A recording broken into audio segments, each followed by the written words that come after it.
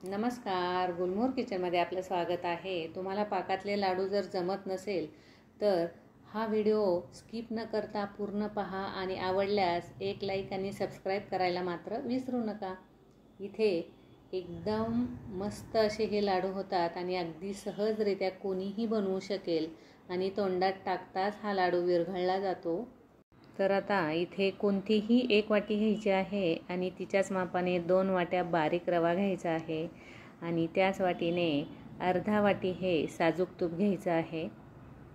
त्याच वाटीने साखर इथे बारीक करून घ्यायची आहे। आता यामधलं निम्म तूप यामध्ये घालायचं आहे आणि निम्म तसंच ठेवायचं आहे आणि व्यवस्थित असा हा रवा छान भाजून घ्यायचा आहे तुपामध्ये। रवा जास्त गुलाबी होऊ द्यायचा नाही आणि जर तुम्हाला आवडत असेल खूप गुलाबी तर तुम्ही करूही शकता, कारण थोडासा जर मीडियम असा भाजला की लाडूचा रंगही खूप छान येतो रव्याचा।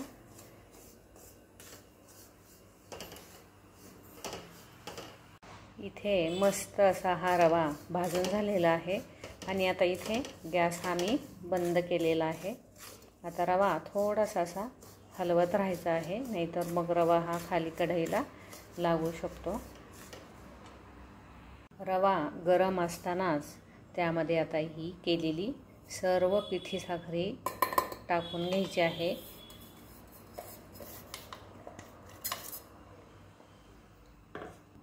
त्यानंतर विलायची पावडर आवडीनुसार घालायची आहे। आता हे सर्व व्यवस्थित असं मिक्स करून घ्यायचं आहे।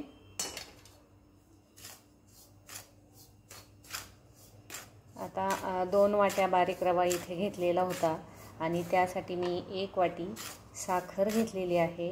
पिठी साखर 1 वाटी नाही घ्यायची, 1 वाटी अखंड साखर ही बारीक करून घ्यायची आहे, कारण 1 वाटी जर पिठी साखर याला घातली तर लाडू हे अगोड होतील आणि मग चवीला एवढे चांगले असे लागत नाहीत मग कमी गोड असल्यामुळे। तर त्यासाठी 1 वाटी साखर ही बारीक करून घ्यायची आहे। आता हे व्यवस्थित असं या गरम रव्यामध्येच मिक्स करून घ्यायचं आहे।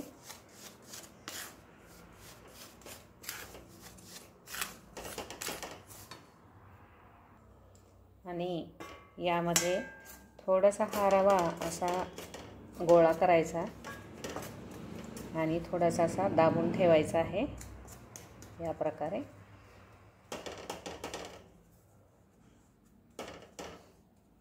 आणि 15 ते 20 मिनिट हे झाकून ठेवायचं आहे। आता इथे 15 ते 20 मिनिट झालेले आहेत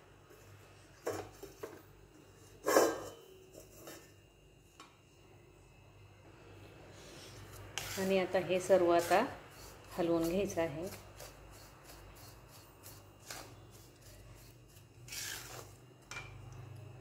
आणि थोडं थोडं करून हे मिक्सरला अगदी बारीक असं फिरवून घ्यायचं आहे आणि त्यामध्ये आता थोडं थोडं हे उरलेलं तूप घालून घ्यायचं आहे। हे पहा, याप्रमाणे हा रवा आता बारीक करून घ्यायचा आहे।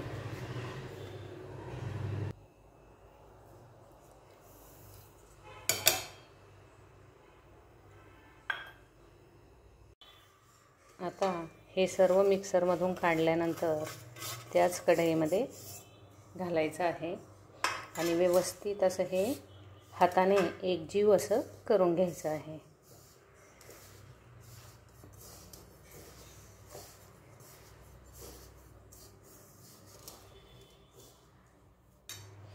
आता हे वाटीत जे तूप उरलेलं होतं ते पण यामध्ये मी टाकत आहे।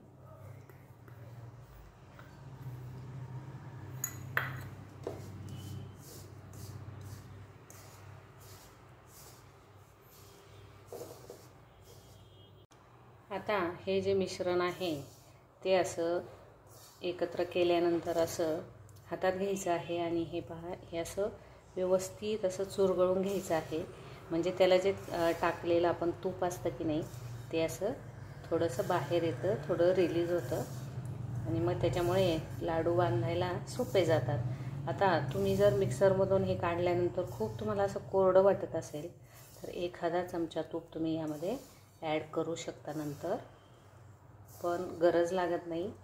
2 वाट्यांना अर्धी ते पाऊण वाटी लागू शकतं.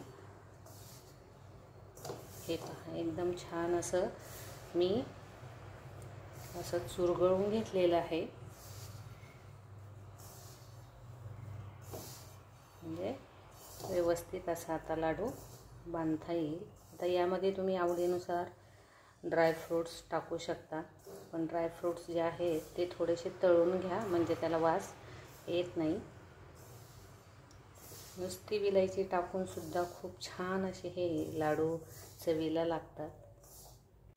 इथे आता लाडू हे बांधून घ्यायचे आहेत. हे पहा, एकदम छान असे हे लाडू बांधले जातात आणि हे पण दाबून बांधायचे आहे.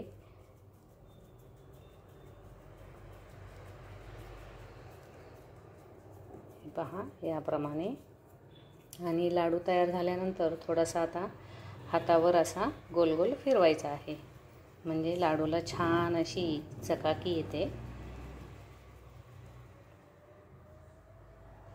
इथे पाहू शकता, याप्रमाणे हा लाडू झालेला आहे.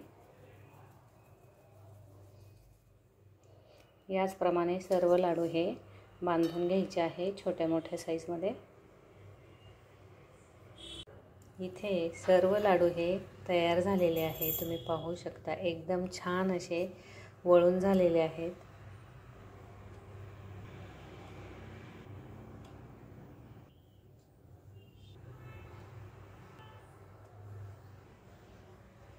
हे पहा, एकदम छान असे हे झालेले आहेत. हा व्हिडिओ तुम्हाला जर आवडला असेल तर लाईक, शेअर, कमेंट आणि सबस्क्राईब करायला विसरू नका.